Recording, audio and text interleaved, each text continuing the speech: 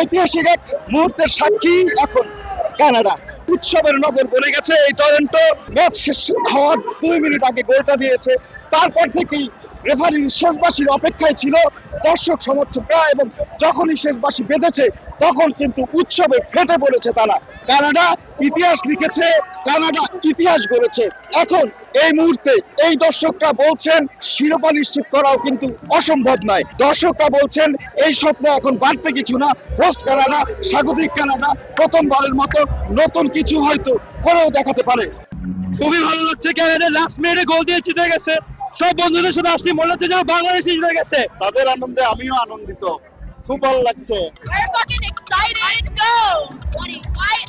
So many emotions right now. আমি শুধুমাত্র ঢাকা থেকে আসছি টরন্টোতে জাস্ট খেলা দেখার জন্য। আমাদের প্রথম তো অনেক মজা লাগছে, আমরা বুঝতে পারিনি এত দূর আসবে। অনেক ভালো লাগছে। For the first time ever, Canada has made it past to this far. We love Canada. We're going to support them all the way. Let's go, Canada!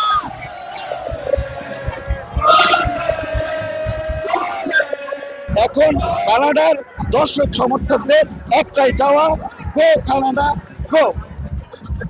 Toronto থেকে রাশেদ ইমন, সময় সংবাদ।